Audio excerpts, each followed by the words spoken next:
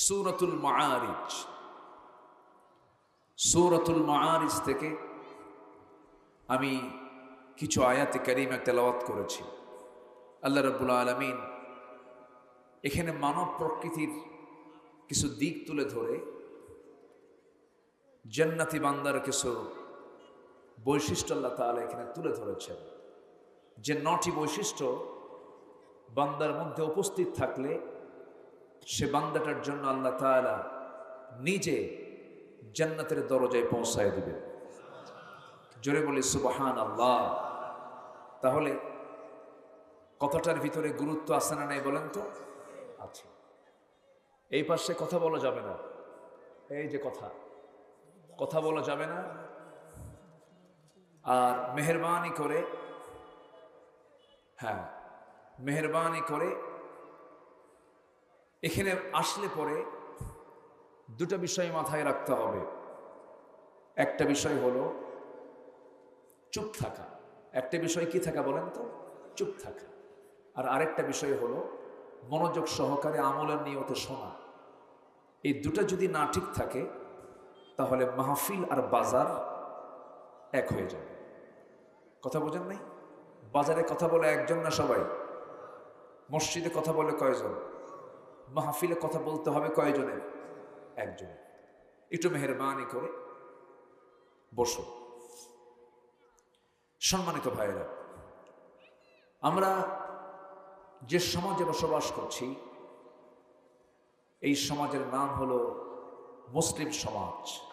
কি সমাজ বলেন তো? আমরা এখানে মুসলিম না? এখানে সংখ্যাগরিষ্ঠ কারা? না, আমি মাইকের আওয়াজটা খেলে স্যানসুন করে এরকম তো মহা মুশকিল।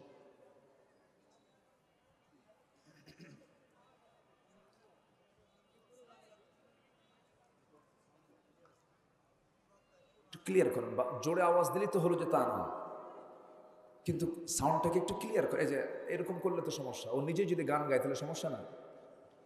একটু খেয়াল করেন। সম্মানিত ভাইয়েরা,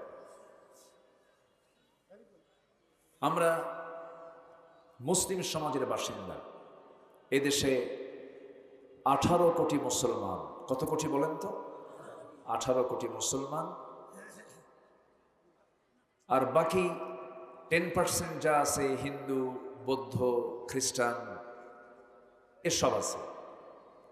তাহলে আমরা এই সমাজকে বলবো আমরা অমুসলিম সমাজ না মুসলিম সমাজ? মুসলিম সমাজ। কিন্তু একটা প্রশ্ন আমি করতে চাই, যদি বলি আমরা কি ইসলামী সমাজে আছি? আপনি উত্তর দিবেন আমরা মুসলিম, এটা ঠিক আছে, কিন্তু সমাজটা কি ইসলামী? মানে সমাজটা কি ইসলামী? কেন নয়? এর কারণ হলো আল্লাহ তাআলা মদকে হারাম করেছেন। এখন তো বাংলাদেশে কোথাও কোনো মদ পাওয়া যায় না। হ্যাঁ, মদের দোকান আছে? মদ খাওয়া মুসলমান আছে? মদ খাওয়া আবার মুসলমান কিন্তু আছে না নাই? আচ্ছা, তাহলে ইসলাম মদকে হারাম করেছে কালকে না 1500 বছর আগে? 1500 বছর আগে। আচ্ছা, এরপরে জুয়া খেলা কি? আসতে বলে, আরো জোরে বলেন। হারাম। আমাদের সমাজে, আমাদের দেশে এগুলো কি আছে? আর সুদ তো নাই, সুদও আছে। তাহলে সুদ আছে, মদ আছে, জুয়া আছে, পতিতাবৃত্তি আছে। তাহলে এগুলো যদি আমাদের সমাজে থাকে, আমরা মুসলিম সমাজ এটাকে বলতে পারি। কিন্তু ইসলামী সমাজ কি বলা যায়? ইসলামী সমাজকে বলা যায়? আমরা মুসলমান। এখন তার মানে বলা যাবে না যে আমি কাফের হয়ে গেছি। কিন্তু ইসলামী সমাজ আমি কেমন করে বলবো বলেন? সম্মানিত বন্ধুগণ, হক একটু কথা বলতে গেলে একটু কারো গায়ে যদি লেগে যায়, এতে তো আমার কিছু করার যায়। কোরআন যা বলবে আমাকে তো তাই বলতে হবে। এর বাইরে কি আমি যেতে পারবো? কোনো ব্যক্তিকে সন্তুষ্ট করে কোনো কথা বলা যাবে? সম্মানিত ভাইরা, একটু মনোযোগ দিয়ে কথাগুলো শুনবেন। আমি মুসলিম, কিন্তু ইসলামকে কিছু মানি আর কিছু মানি না। এটা কি একজন আদর্শ মুসলিমের এটা বৈশিষ্ট্য? আমার দেশে কিছু মুসলমান আছে, কেউ পরিপূর্ণ মানতে চায় ইসলামকে, আর কেউ আংশিক মানতে চায় ইসলামকে। কিন্তু আংশিক মানার নাম কি মুসলমান? ইসলামকে মানতে হবে আংশিক না পুরোপুরি? পুরোপুরি। আল্লাহ রাব্বুল আলামিন বলেন, ইয়া আইয়ুহাল্লাযীনা আমানু দুখুলু ফিস-সিলমি কাফা ওয়া লা তাত্তাবি'ু খুতুওয়াতিশ শাইতান ইন্নাহু লাকুম আদুউম মুবিন। জোরে বলুন আল্লাহু আকবার। ইসলামের ভিতরে তোমরা পরিপূর্ণ দাখিল হয়ে যাও। আংশিক ঢুকবে, আংশিক ঢুকবে না, আংশিক মানবে, আংশিক মানবে না, এটা কখন আল্লাহ তাআলা কবুল করবেন না। আল্লাহ তাআলা কবুল করবেন তখন যখন আমি ইসলামটাকে পরিপূর্ণরূপে মানব। ইসলামের কিছু অংশকে কিন্তু অন্য ধর্মের মানুষও মানে। যেরকম আল্লাহকে কিন্তু শুধু মুসলমান বিশ্বাস করে না, ইহুদিরাও কিন্তু বলে আল্লাহ আছে, খ্রিস্টানরাও কিন্তু বলে আল্লাহ আছে। ওরা কি আল্লাহকে অস্বীকার করে না? কিন্তু ওদের আল্লাহকে বিশ্বাস করার কোনো দাম নাই আল্লাহর কাছে, কারণ তারা আল্লাহকে বিশ্বাস করতে নিয়ে বলে وقالت اليهود عزير ابن الله وقالت النصارى المسيح ابن الله। ইহুদিরা বলে উজাইর হলো আল্লাহর ছেলে, নাসারা যারা খ্রিস্টান যারা তারা বলে ঈসা হলো আল্লাহর ছেলে। তারা আল্লাহকে বিশ্বাস করলো ঠিক, কিন্তু আল্লাহর সঙ্গে শরীক স্থাপন করে বলল উজাইর হলো আল্লাহর ছেলে, ঈসা হলো আল্লাহর ছেলে। ঈমান আছে না গেছে? ঈমান আছে? ঈমান না। ইসলামকে আংশিক মানার কোনো সুযোগ নেই। সমাজে কিছু মুসলমান আছে আমাদের দেশেই, দেখবেন শয়তানকেও খুশি রাখে, আল্লাহকেও খুশি রাখে, দুই দিকেই থাকে। ওই বেচারির মতো এক বেচারি মসজিদে নামাজ পড়তে গেছে কোরবানির আগের জুম্মায়। তো জুমার খুতবায় খতিব তো কোরবানির সম্পর্কে আলোচনা করতেছেন। আলোচনার এক পর্যায়ে বলে ফেললেন, কোরবানির তাৎপর্য নিয়ে এত গুরুত্ব দিলেন,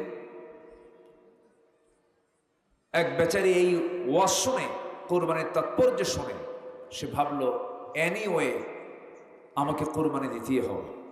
করলো কি, গরু একখান চুরি করে নিয়ে আসতেছে বাড়ির দিকে। তো মসজিদের সামনে দিয়ে যখন ফজরের সময় যায়, ইমাম সাহেব দেখে ফেলছেন ব্যাপার এত রাতে, হাতে গরু, এই সময় গরু পাইলা কোথায়? হুজুর আপনার জন্যই তো, আপনি খুতবা দিলেন, কোরবানির তাৎপর্য নিয়ে ওয়াজ করলেন, আমি কি আর কোরবানি না দিয়ে থাকতে পারি? তো গরু পাইছো কোথায়? হুজুর চুরি করে আনছে। চুরি করে এনে তুমি কোরবানি দেবে, এই কোরবানি কি হবে? হুজুর আমিও জানি কোরবানি দিতে গেলে চুরি করে গরু দিয়ে কোরবানি হবে কিনা সন্দেহ, তবে আমি একটা হিসাব করছি। হিসাবটা হলো চুরি করার গুনাহ আর কোরবানি দেওয়ার সওয়াব, দুটো প্লাস মাইনাস আর মাইনাস, মাঝখান থেকে আমার সওয়াব না হলেও গোশত খাওয়া তো বোনাস। কি কথা কি বুঝতেছেন আপনারা? এরকম হিসাব কষা কিছু মুসলমান কিন্তু আমার দেশে আছে। আছে আছে না নাই? আছে। কিন্তু এটার নাম তো ঈমান নয়। ঈমান আনতে হলে বাতিলকে আগে ছাড়তে হবে। মহান রব্বুল আলামিন বলেন, ফামান ইয়াকফুর বিত-তাগুতি ওয়া ইউমিন বিল্লাহ ফাকাদ ইসতামসাকা বিল উরওয়াতিল الوثقى لا انفصام لها। আগে তাগুতকে পরিহার করো, এরপরে তুমি ঈমান আনো। কূপের ভিতরে বিড়াল পড়ে মরে আছে, কূপের পানি পরিষ্কার করার জন্য যদি মরা বিড়ালটাকে না তুলে যদি কূপের টোটাল পানিও যদি তুলে ফেলে দেন, কূপ কি পরিষ্কার হবে নাকি? নাপাক কি দূর হবে নাকি? নাপাকি দূর করার জন্য পানি তোলা দরকার আগে, না মরা বিড়াল তোলা দরকার আগে? সমাজের মধ্যে সমস্ত অন্যায় কাজগুলোকে মজুদ রেখে আকাম কুকাম গুলোকে আপনার সামনে প্রমোট করে দিয়া আপনি নামাজ পড়তে পড়তে কপাল কালো বানায় ফেলেছেন, কোনো লাভ হবে না। আগে নিজের জীবন থেকে হারামকে মাইনাস করতে হবে, সমাজ থেকে হারাম কাজগুলোকে বন্ধ করার চেষ্টা করতে হবে। এমনই দাওয়াতি মিশন ছিল আমার নবীজির, এমনই দাওয়াতের টার্গেট ছিল আমার নবীজির। আমার নবীজি এমন সমাজে জন্ম নিয়েছিলেন যে সমাজে মদের চাইতে, পানির চাইতে মদ তারা বেশি খাইত, নেশা করত বেশি, জেনার পরিমাণটা বেশি ছিল। ভাঙ্গা পাতিলকে কেন্দ্র করে যুগের পরে যুগ যারা যুদ্ধ লেগে রাখত, সেই সমাজে জন্ম নিয়েছেন মুহাম্মদুর রাসূলুল্লাহ সাল্লাল্লাহু আলাইহি সাল্লাম। সুদের কারবার ছিল, কিন্তু সেই জাতিকে, শততা বিভক্ত একটা জাতিকে 100 কাঠিতাবদ্ধ করেছেন অন্য কিছু দিয়ে নয়, একমাত্র একটা কিতাব। তার নাম কি বলেন? তার নামটা কি? কোরআন দিয়ে চেঞ্জ করেছেন সেই সমাজকে। সম্মানিত ভাইয়েরা, মানুষ কেমন আল্লাহ তাআলা বিভিন্ন আয়াতে মানুষের প্রকৃতি তুলে ধরেছেন। এই পৃথিবীতে মানুষ ছাড়া প্রত্যেকটা প্রাণী আল্লাহর জিকিরে তাদের কোনো কৃপণতা নাই। সমস্ত প্রাণী জিকির করে কার? আসতে বলবেন না কার? আর করবেই না কেন? আমার আপনার বাড়িতে মিষ্টি আছে কোন জায়গায়? আমি আপনি বেশি জানি না পিঁপড়া বেশি জানে? বলেন, পিঁপড়া বেশি জানে। পিঁপড়ার নাকে এই ঘ্রাণ শক্তি কে দিয়েছেন? মানুষের ঘ্রাণ শক্তি বেশি না পিঁপড়ার ঘ্রাণ শক্তি বেশি? পিঁপড়ার। কারণ আপনার বাড়িতে মিষ্টি আছে, এই মিষ্টির তথ্য আপনাকে জানালে আপনি জানবেন, নচেত আপনি জানবেন না। কিন্তু পিঁপড়ার নাকে তো কেউ এই ঘ্রাণটা দেয় নাই, ঘ্রাণটা দিয়েছেন তিনি কে? আল্লাহ তাআলা। কেন পিঁপড়া জিকির করবে না আল্লাহ? কি তার ঘ্রাণ শক্তি আল্লাহ তাআলা দিয়েছেন। বাবুই পাখি ওই তাল গাছের, তাল গাছ আছে নাকি? এই তো যাক, আজকে তাল গাছ দেখি ওয়াজ করতেছে, এরকম তো খুব কম মিলে। বাবুই পাখি তাল গাছের ডালে সে বাসা বাঁধে। তাল গাছ তো নাই আর, এখন তো খুব কমে গেছে, আগের মতো সেই প্রকৃতি আর নাই। শতবর্ষী গাছ, শতবর্ষী গাছ, 100 বছর 150 বছরের গাছগুলো আজকে হারিয়ে যাবার পথে। এই বাবুই পাখি তাল গাছে বাসা বাঁধে। সিডর, আইলা, নার্গিস, ফণি, আর কি হলো না, অনেক কিছু হলো না। আমার আপনার বাড়ি কিন্তু সব সাফ, কিন্তু তাল গাছও আছে, তাল গাছের আগায় বাবুই পাখির ঘরও আছে, কোনো সমস্যা নাই। এবং তার লাইফ স্টাইল কি? সে স্থলভাগে চড়ে না, স্থলভাগে সে চলাফেরা করে না। তার লাইফ স্টাইল হলো তার রুম থেকেই সে বিমানে ফ্লাইটে ওঠে, আবার সে ফ্লাইটেই ল্যান্ডিং করে সে তার বাসায়। কেউ তো সুবহানাল্লাহ বললেন না? তাহলে তার ওড়া চলাফেরা সবকিছু পৃথিবীর কোনো মন্ত্রী পারবে? আস্তে, পৃথিবীর কোনো মন্ত্রী পারবে? পৃথিবীর কোনো শক্তিশালী, কোনো পাওয়ারফুল কোনো ব্যক্তি পারবে? অথচ বাবুই পাখি বিশাল বড় না ছোট্ট বড়? ছোট্ট প্রাণী। এই ছোট্ট প্রাণীটা ওই বাবুই পাখির বাসা থেকে প্রত্যেকদিন সকালবেলা বের হয়ে যায়, শূন্য পেটে, পেটে কোনো খাবার নাই। আবার দুপুরবেলা খাবে, তার জন্য কোনো জোগানও নাই, কোনো খাদ্য গোদামও নাই, কোনো মজুদকরণ নাই, কিচ্ছু নাই। আল্লাহর জিকির করতে করতে সুন্দর করে তার মোটর দানার মতো ব্রেনের মধ্যে বিমান সিস্টেম করা আছে। হাতের পাখাটা বের করে দিল, বিমান চালু করলো, ফ্লাই করে উঠতে উঠতে উঠতে উঠতে বাবুই পাখি সকাল থেকে সন্ধ্যা পর্যন্ত ভরা পেটে খাবারগুলো খেয়ে আল্লাহ আল্লাহ জিকির করে আবার সে তার বাসায় ঢুকে গেল। জোরে কোন সুবহানাল্লাহ। লা তাফকাহুনা তাসবিহাহুম, তোমরা তাদের তসবির ভাষা বুঝো না, তারা কি পরিমাণ জিকির আল্লাহর করে। জোরে কোন সুবহানাল্লাহ। পিঁপড়া যে কথা বলে আমরা অনেকে জানি না। পিঁপড়ার সাথে কথা বলেছেন একজন পয়গম্বর, সেই পয়গম্বরের নাম কি বলেন তো? ওয়াজ তো সবাই জানে, ওয়াজ আর কি করবো? কি সুন্দর করে এত জোরে জবাবটা দিল, আমি তখন ওয়াজের ভাষাই ভুলে যাচ্ছি। তাহলে পিঁপড়ার সঙ্গে কথা বলেছেন মানে কি পিঁপড়ার নিজস্ব একটা ভাষা আছে না নাই? আছে। পিঁপড়ার সাথে কথা বলেছেন কোন পয়গম্বর? সুলাইমান আলাইহিস সালাতু ওয়াস সালাম। তাহলে তার কান আবার আল্লাহ তাআলা কি রেখেছিলেন? তিনি পিঁপড়ার ভাষাটাও বুঝতেন। আমার বন্ধুগণ, পিঁপড়া কোন এক উপত্যকায় দাঁড়িয়েছিল। হ্যাঁ, কি বলবো? ও আচ্ছা, যে মাননীয় আজকের প্রোগ্রামের সম্মানিত বরেণ্য প্রধান অতিথি পীরজাদা শাহ ফরিদ জাহাঙ্গীর সাহেব, তিনি আজকের মাহফিলের প্রধান অতিথি। তিনি আসছেন, আমরা বলি আলহামদুলিল্লাহ, জোরে বলি আলহামদুলিল্লাহ। যে উনি বসবেন, আমরা যথারীতি আলোচনার দিকে আস্তে আস্তে ফিরে যাব। আমার আলোচনার শেষ দিকে উনি ওনার সৌজন্য কথা বলবেন। জোরে বলি ইনশাআল্লাহ, আরো জোরে বলি ইনশাআল্লাহ। আমার দিকে তাকান, একটু মেহেরবানি করে বসুন। আমাদের এই অভয়নগর উপজেলার মাননীয় উপজেলা চেয়ারম্যান মহোদয়কে আমরা, জি আলহামদুলিল্লাহ, বসে ফদ্দল, আমরা শুভেচ্ছা জানাচ্ছি। তিনি এই মাহফিলে এসে এই মাহফিলকে ধন্য করলেন, এই প্রোগ্রামে এসে মাহফিলকে তিনি প্রাণবন্ত করলেন, এই মাহফিলে এসে তিনি এই প্রোগ্রামকে উজ্জীবিত করলেন, এই মাহফিলের সৌন্দর্য তিনি বাড়িয়ে দিলেন। সম্মানিত হাজিরিন, আমরা এখন কোরআনে কারীমের আলোচনা শুনছি। আমি কিন্তু শুরুতেই বলেছি, কোরআনের হক আদায় করতে গেলে সেখানে দুটো কাজ করতে হবে। একটা হলো চুপ থাকা, আরেকটা কি মনোযোগ সহকারে শোনা। আমি চেয়ারম্যান মহোদয়ের কাছ থেকে কিছু সময় চেয়ে নিচ্ছি যে আমি আলোচনার শেষে, আমার আলোচনার শেষে দয়া করে আপনি কথা বলবেন।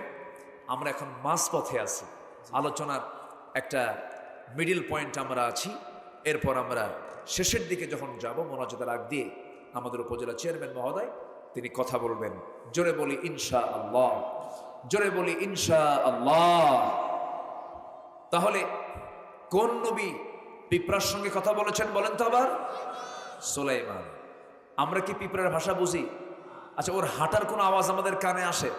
ওর হাঁটার আওয়াজই কানে আসে না, ওর কথা আমরা বুঝবো কি? ছোট্ট প্রাণী। সুলাইমান ছিলেন পৃথিবীর সবচেয়ে বড় শাসক, এবং তিনি যে লাইফ লিড করেছেন, কিয়ামত পর্যন্ত কোনো মানুষ এমন আধুনিক লাইফ লিড করতে পারবে না। সুবহানাল্লাহ বলবেন না? সুলাইমানের মতো একটা আধুনিক জীবনযাপন পৃথিবীর কোনো শাসকের পক্ষে সম্ভব নয়। আজ থেকে 4000 বছর আগে তিনি ফ্লাইটে চড়তেন, তার সিংহাসনে চড়তেন, এক সকাল সন্ধ্যায় তিনি গোটা দুনিয়া ঘুরে তার বাসায় ঢুকতেন। জোরে কোন সুবহানাল্লাহ। বাইতুল আকসা নির্মাণ করেছেন কোন পয়গম্বর বলেন? সুলাইমান আলাইহিস সালাতু ওয়াস সালাম। 4000 বছর আগের কথা বলছি, কিন্তু তিনি জিনদেরকে অর্ডার দিয়েছিলেন। জিনরা বাইতুল আকসার নির্মাণ কাজে তাদেরকে, সুলাইমান আলাইহিস সালাম তাদেরকে অর্ডার দিয়েছিলেন। তার অর্ডারকে ফলো করে তারা নির্মাণ কাজ শুরু করেছিল। সম্মানিত ভাইয়েরা, সেই সুলাইমান আলাইহিস সালাতু ওয়াস সালামের রাজত্ব গোটা পৃথিবী জুড়ে ছিল। তার বাবাও ছিলেন বড় একজন শাসক, এবং তিনিও ছিলেন বড় একজন শাসক। আল্লাহ তাআলা তার বাবার হাতকে এতটাই শক্তিশালী করেছিলেন যে লোহা তার হাতের মধ্যে আসলে কাদার মতো নরম হয়ে যেত। জোরে বলি সুবহানাল্লাহ। তো তিনি একদিন উপত্যকা দিয়ে যাচ্ছিলেন, তো পিঁপড়া তার কর্মীদের জনগণকে বলছে, উদখুলু মাসাকিনাকুম, হে আমার পিঁপড়ার সমস্ত লোকেরা, পিঁপড়ার দলেরা, তোমরা সবগুলো তোমাদের বাসার মধ্যে ঢুকে যাও, কারণ সুলাইমান তার বাহিনী নিয়ে আসতেছে, আমাদের এই উপত্যকা দিয়ে যাবে, পদপিষ্ট হয়ে তোমরা মারা যাবে। এই কথাটা শুনতে পেয়েছেন কানে কোন পয়গম্বর? সুলাইমান আলাইহিস সালাম। তিনি ওই পিঁপড়ার যে লিডার তারকে হাতের মধ্যে তুললেন, ফাতাবাসসামা দাহিকান, এবং মুস্কি মুস্কি হাসি মারলেন। যেরকম সুবহানাল্লাহ। তাদের রাজত্বটা কি বিশাল ছিল যে একটা পিঁপড়ার খবরও তার কানে যেত। আল্লাহু আকবার বলেন। এমন কোন রাজা কি পৃথিবীতে আছে? কেউ কে আসবে? কখনো আসবে না। সাইয়েদনা ওমর রাদিয়াল্লাহু তাআলা আনহু তিনি বলেছেন, ফোরাতের তীরে একটা কুকুরও যদি অনাহারে মারা যায়, আর ইরাকের রাস্তা খারাপের কারণে যদি একটা উট গর্তের মধ্যে পড়ে গিয়ে তার পা যদি ভেঙে ফেলে, কিয়ামতের দিন উটের পা কেন ভাঙলো আর কুকুর কেন অনাহারে মারা গেল, এটার জন্য আমাকে কিয়ামতের দিন আল্লাহর সামনে জবাবদিহি করতে হবে। তারা শাসন করেছেন খেদমতের মানসিকতা নিয়ে, শাসকের মানসিকতা নিয়ে নয়, শোষণের মানসিকতা নিয়ে নয়। তারা দেশ শাসন করেছেন খাদেমের পরিচয় দিয়ে, খেদমতের পরিচয় দিয়ে। ঠিক কিনা সম্মানিত ভাইয়েরা? কেন? এর কারণটা হলো তারা সব ছিলেন কার গোলাম? আসতে বলবেন না, কার গোলাম? হুকুম মেনে চলেছেন কার? দুনিয়াতে দু শ্রেণীর মানুষ, একটা হলো ভালো, আরেকটা কি মন্দ। একটা হলো সমাজের শান্তি আনতে চায়, আরেক শ্রেণী হলো সমাজের অশান্তি আনতে চায়, অশান্তি আনতে চায়। একটা পক্ষ হলো ন্যায়ের পক্ষে, আরেকটা পক্ষ হলো অন্যায়ের পক্ষে। সম্মানিত ভাইয়েরা, আমরা যদি ভালো কিছু পেতে চাই, আমরা হুকুমটা মেনে চলবো কার? আসতে বলবেন না, কার? আল্লাহ রাব্বুল আলামিন বলেন, মানুষ কেমন তোমরা শুনে নাও। ইন্নাল ইনসানা খুলিকা হালুআন ওয়া ইযা মাসসাহুশ শাররু জাযুআন ওয়া ইযা মাসসাহুল খায়রু মানুআন ইল্লাল মুসাল্লিন। মানুষকে সৃষ্টি করা হয়েছে ভীতু করে, মানুষকে সৃষ্টি করা হয়েছে কৃপণ করে। মনটা ছোট মানুষের, যখন তার সামনে কোনো ভালো কিছু আসে তখন সে আল্লাহকে ভুলে যায়, আর যখন সে তার কাছ থেকে কোনো কিছুকে হারিয়ে ফেলে সে তখন ঘাবড়ে যায়। তবে ওই সমস্ত বান্দাগুলো নয় যাদের মধ্যে 9টা গুণ আছে। এর মধ্যে 1 নাম্বার গুণ হলো যে সমস্ত লোকগুলো আজান শোনার সঙ্গে সঙ্গে কোথায় চলে যায়? কোথায় চলে যায়? মসজিদে। আমার দেশে দুঃখজনক হলেও সত্য, নামাজি বেশি না বেনামাজি বেশি? আসতে বলবেন, নামাজি বেশি না বেনামাজি বেশি? দাড়িওয়ালা বেশি না দাড়ি ছাড়া বেশি? বিড়ি খাওয়া বেশি না বিড়ি ছাড়া বেশি? হ্যাঁ, কি বেশি বলেন? বিড়ি খাওয়া বেশি। বিড়ি তো খাই, আবার মাহফিল এসে প্রশ্ন করে, হুজুর বিড়ি খাওয়া কি জায়েজ আছে? মানে উনি জায়েজের চেষ্টায় আছে। এটা কেমন কথা? মুসলমান তো এমন হওয়ার কথা নয়। মুসলমান তো কোনো নেশার দিকে যাবে না, মুসলমান কোনো বেনামাজি পন্থা অবলম্বন করবে না, মুসলমান কোনো নেশার জগতে পা দেবে না। কিন্তু আজ যুব সমাজের বিশাল একটি অংশ নেশার জগতে পা দিয়ে তাদের জীবনকে শেষ দিকে ঠেলে দিচ্ছে। আমি কি ভুল বলছি? আমি কি ভুল বলছি? মদ খাওয়া কি? আসতে মদ খাওয়া কি? মদ বেচা, আসতে করে মদ বিক্রি করা হারাম। এটা কে হারাম করেছেন? আসতে বলবেন না, কে হারাম করেছেন? আল্লাহ করেছেন। কেন? আমার রাসূল বলেছেন আল খামরু উম্মুল খাবাইথ, মদ হলো সমস্ত পাপের মা। সমস্ত পাপের মা। যে মদ্যপান করবে সে মূল গুনাহটা করলো, কারণ মদ সমস্ত পাপকে টেনে আনে। কেমন করে? আমার রাসূল যে সমস্ত পাপের মা বলেছেন এর যৌক্তিক কারণ এক নাম্বার, সেটা হলো একটা মানুষ যখন মদ্যপান করে তখন সে তাল না মাতাল? আসতে বলবেন, তাল না মাতাল? মদের ফলাফল হলো সে তার নিজের স্ত্রী আর নিজের মেয়ে কোনটা মাতাল অবস্থায় সে টের পায় না। তাহলে এই ব্যক্তির দ্বারা অনাকাঙ্ক্ষিত, অপ্রত্যাশিত, অপছন্দনীয়, জঘন্য, নিন্দনীয় কাজ হওয়ার সম্ভাবনা আছে না নাই? আছে না নাই? আছে। সম্মানিত ভাইরা, কোন এক আল্লাহওয়ালা এক নগরে বসবাস করতেন। নগরী একজন বড় পতিতা জঘন্য একজন নারীর বসবাস ছিল। ওই পতিতা নারী মনে মনে চিন্তা করলো, জীবনে বহু পুরুষের জীবন যৌবন নষ্ট করে দিয়েছি, শুনলাম এই নগরে নাকি বড় একজন আল্লাহওয়ালা আছে, তাকে টার্গেট করব, তাকে দুনিয়া থেকে বিদায় করে দেব। এমন চিন্তা মাথায় নিয়ে তাকে ফুসলায় ফুসলায় একদিন ঘরের মধ্যে তুলে ফেলেছে। ঘরের মধ্যে তুলে ফেলে বলছে, ও আল্লাহর ওলি, এই নগরের তুমি শ্রেষ্ঠ বড় আল্লাহর ওলি, তুমি আমাকে চেনো নাই মনে হয়। আমার পরিচয় হলো আমি এই নগরের একজন পতিতা নারী, বহু পুরুষের ইজ্জত আমি হনন করেছি। আজকে আমি তোমাকে টার্গেট করে ঘরের মধ্যে তুলেছি। আমি তোমাকে 3টা প্রস্তাব দিব, যে কোনো একটা প্রস্তাব তোমাকে মানতেই হবে। যদি মানো আমি তোমাকে ছেড়ে দেব, যদি না মানো এমন চিল্লান দেব নগরের সমস্ত মানুষ তোমার সামনে হাজির হবে, তোমার মান ইজ্জত সব চলে যাবে।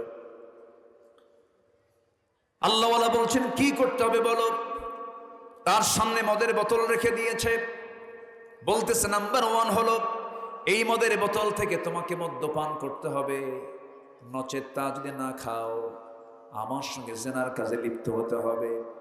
নাম্বার 3 হলো এই যে একটা ছোট্ট শিশু দাঁড়ায় আছে, কি খুন করতে হবে। এই 3টা প্রশ্ন যখন করা হলো, ওই আল্লাহর ওলি মনে মনে চিন্তা করছেন কি করব কি করব। খুন তো করাই যাবে না, কারণ খুনের শাস্তি হলো এত ভয়াবহ। যদি কোনো বান্দাকে অন্যায় করে খুন করে ফেলে, ইসলাম তাকেও দিয়েছে কিসাসের হুকুম, তাকেও দুনিয়া থেকে বিদায় করে দাও। কুতিবা আলাইকুমুল কিসাস, এটা তো করাই যাবে না। নাম্বার 2 হলো জেনা করলে তো ঈমান থাকে না, জেনা করার তো কোনো প্রশ্নই আসে না। মনে মনে চিন্তা করেন মদ পান করা হারাম, মদের বোতল তো সামনে আছে, এটাও হারাম, কিন্তু আমাকে তো বাঁচতে হবে। মনে করে মদের বোতলটা নিয়ে এক ঢোক যখন মেরে দিয়েছে, মদ্যপানের সঙ্গে সঙ্গে ফলাফল হলো তাল না মাতাল? আসতে বলবেন না, তাল না মাতাল? মাতাল। মাতাল হয়ে গেছে। মাতাল হওয়ার সঙ্গে সঙ্গে যে পরবর্তী 2টা কাজ, এই মদ্যপান হলো, মদ্যপানের সঙ্গে সঙ্গে পরবর্তী 2টা কাজ, জেনা হয়েছে, খুনও হয়েছে। জাস্ট আমি বোঝানোর জন্য বললাম, মদ আছে যেখানে জেনা আছে সেখানে, জেনা আছে যেখানে খুন আছে সেখানে। যুবকদেরকে আমি করজোরে মিনতি করি, যুবকরা তোমার যৌবনকে কাজে লাগাও। মরে যাবা, বুড়ো হয়ে যাবা, আফসোস করবা, কোনো লাভ হবে না। এই যৌবনকে কাজে লাগাতে হবে। নেশার জগতে পা দিবা না, সেই বন্ধুকে নির্বাচন করবা না যে বন্ধু তোমাকে বিপদগামী করে ফেলবে। সেই বন্ধুর সংস্পর্শ নিবা না যে বন্ধু তোমাকে খারাপ পথে নিয়ে যাবে। কারণ দুনিয়াতে যার একটা ভালো বন্ধু আছে, কিয়ামতের দিন তার উপকারে আসবে। কারণ কোন ভালো বান্দা যখন জান্নাত পেয়ে যাবে, সেদিন আল্লাহ তাআলা সেই জান্নাত প্রাপ্ত বান্দাকে বলবেন, এইদিকে আয় বান্দা, তোর কি জান্নাত হয়েছে নাকি? হ্যাঁ, জান্নাত হয়ে গেছে। তুই একা যাস কেন? তোর দুনিয়ার জীবনে যে সমস্ত বন্ধুগুলো ছিল তাদেরকে সহ তুই জান্নাতে নিয়ে যা। গাঁজা খাওয়া বন্ধু, আজ থেকে গাঁজা খাওয়া বন্ধু। যুবকরা তোমরা যৌবনকে কাজে লাগাবি, নোংরা সময় ব্যয় করবা না, বিবাহ পূর্ব কোন রিলেশন করবা না। আমার চোখে আমি দেখি নাই কখনো অবৈধ রিলেশন করে যে সন্তানগুলো পরিবারে জন্ম নেয়। এরা আল্লাহওয়ালা হয় না, কারণ প্রথম ভিতটা বৈধ হওয়া উচিত, প্রথম ভিতটা সুন্দর শরীয়ত সম্মত হওয়া উচিত। জেনার দিকে যাবে না, জেনা তোমাকে ধ্বংসের দিকে নিয়ে চলে যাবে। নোংরামের দিকে যাবে না, কোনো নেশার দিকে যাবে না, মাস্টারবেশন করতে পারবা না, পর্নোগ্রাফি দেখবা না, তোমার ফ্রন্টাল সেলগুলো নষ্ট হয়ে যাবে, যৌবন শক্তি তুমি হারায়া ফেলবে, কোনো নেশার জগতে পা দিবে না, ওই নেতৃত্ব মানতে যাবে না যে নেতৃত্বে নামাজ নাই, যে নেতা তোমাকে মদের বোতল তুলে দেয়, যে নেতা তোমাকে নারী তুলে দেয়, যে নেতা তোমাকে নামাজের জন্য বলে না, ওই সমস্ত নেতার মুখে আমরা জুতা মারি, ঠিক কিনা?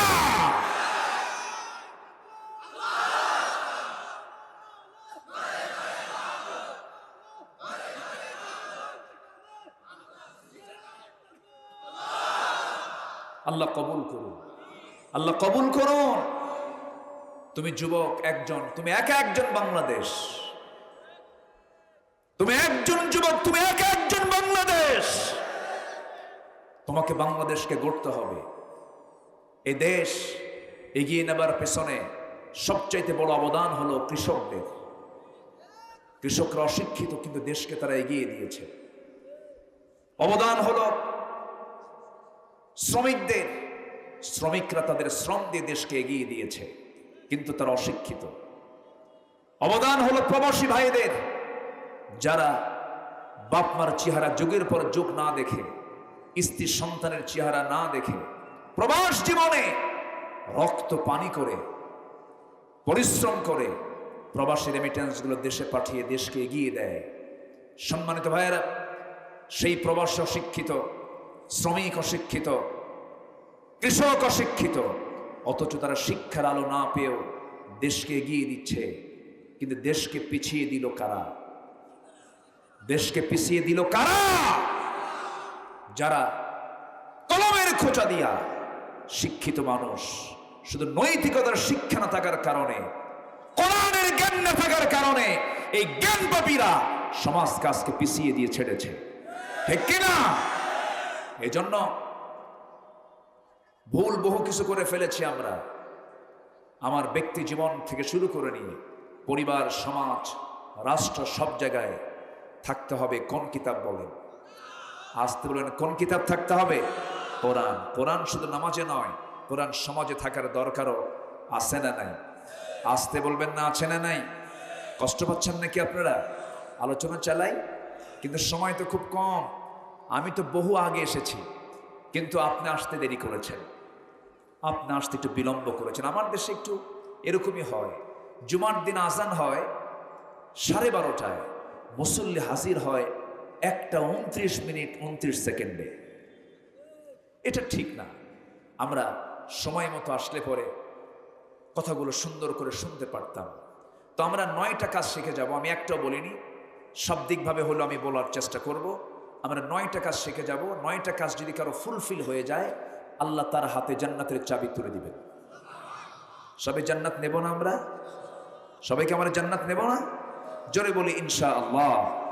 শর্ত হলো হারামকে ছাড়বো, আমরা হারামকে ছেড়ে দেব। আমি একটা লাইন কথা বলি, এটা খুব গুরুত্বপূর্ণ কথা। একটা লাইন যদি মাথায় রাখেন, কিচ্ছু লাগবে না, আপনার ওয়াজ এত লম্বা ঘন্টার পর ঘন্টা লাগে না। একটা লাইন, যদি কোনো বান্দা এই জাগতিক জীবনে হারামকে যদি না বলে, যেগুলো হারাম, প্রহিবিটেড, হারামকে যদি না বলে, আল্লাহ তাকে জান্নাত হাঁ করে দিবেন, জাহান্নামকে না করে দিবেন। দুনিয়ার জিন্দেগিতে যদি কোনো বান্দা হালালকে হাঁ বলে, আল্লাহ তার জন্য জাহান্নামকে হারাম করে দিবেন। আমার কথা কি বুঝতে পারছেন? বাস এই একটা আমল নিয়ে যদি আপনার বাকি জিন্দেগির, কারো আছে হয়তো 20 বছর হায়াত, এখানে কারো আছে 30 বছর হায়াত, কারো আছে 50 বছর হায়াত, কারো আছে 10 বছর হায়াত, কারো আছে 2 বছর হায়াত, কারো আছে 5 বছর হায়াত, কেউ তো আমরা বলতে পারি না। এই বাকি জীবন যে কয়দিন আছি আমরা, এই বিষয়টা যদি মাথায় রাখি, হারামকে না বললাম, হালালকে হ্যাঁ বললাম, চুল পরিমাণ কোনো হারাম আমি খাবো না, নেব না, কাউকে দেব না, এই সিদ্ধান্ত নিয়ে যদি চলতে পারি, ইহকালীন একটু কষ্ট হলেও জান্নাত পেতে তার কোনো বাধা নাই। জোরে বলি সুবহানাল্লাহ, জোরে বলি সুবহানাল্লাহ। আমার দিকে তাকান। তাহলে কয়টা কাজ বলেন তো, বলেন কয়টা কাজ? আমি কি একটাও বলেছি? না, একটাও কিন্তু বলিনি, আমি একটাও বলিনি। 9টা কাজ আমরা আজকে শিখে যাচ্ছি। জোরে বলি ইনশাআল্লাহ। একটু আমার কাছে এটা এখন আমি শুরু করব, এখন শুরু করব। আচ্ছা, শেষে করি না হয় নাকি? কারণ মাহফিলের সৌন্দর্য কিন্তু ব্যাঘাত হবে। মানুষকে আমরা দাওয়াত দিয়েছি, তাই না? এই যে আসছে সবাই। আচ্ছা, আপনারা কি দোয়া না করে কেউ যাবেন? দোয়া না করে কেউ যাবেন? আমরা দোয়া করে যাব। জোরে বলি ইনশাআল্লাহ। এবং আজকে আমরা সালাতুল আসরের নামাজ এখানে নির্দিষ্ট সময়ের চাইতে একটু পরে পড়ব। এটা নিয়ে কেউ বিভ্রান্তি ছড়াবেন না, বলবেন না হুজুর নামাজ বাদ দেওয়া শুরু করছে, এই জাতীয় কথা বলবেন না। কারণ এটা হচ্ছে মুক্তাজায়ে হাল, অবস্থার পরিপ্রেক্ষিতে আসছেন দিনের কিছু কথা শোনার জন্য। আমরা আউয়াল ওয়াক্তে না পড়ে, শেষ ওয়াক্তে না পড়েও মাঝামাঝি ওয়াক্তে নামাজটা আমরা পড়ব। জোরে বলি ইনশাআল্লাহ। জি, একটু আমি আমার পয়েন্টগুলো আমি শেষ করার চেষ্টা করছি। 1 নম্বর হলো যারা নামাজ আদায় করবে, জোরে বলি সুবহানাল্লাহ। যারা কি আদায় করবে বলেন তো? নামাজ আদায় করবে। কয় ওয়াক্ত নামাজ? আসতে বলবেন না। কয় ওয়াক্ত নামাজ? একা না জামাতে? বুঝে না না বুঝে? জেনে না না জেনে? সময়ে না অসময়ে? তাড়াতাড়ি না আস্তে আস্তে? আচ্ছা, এতগুলো কন্ডিশন কিন্তু নামাজের শর্ত। আপনি যদি নামাজ পড়া লাগে পড়লাম, এটা না। নামাজের মতো নামাজ আমি যদি পড়তে পারি, ওই নামাজের দ্বারা কখনো বান্দা খারাপ কাজে যেতে পারে না। যেরকম সুবহানাল্লাহ।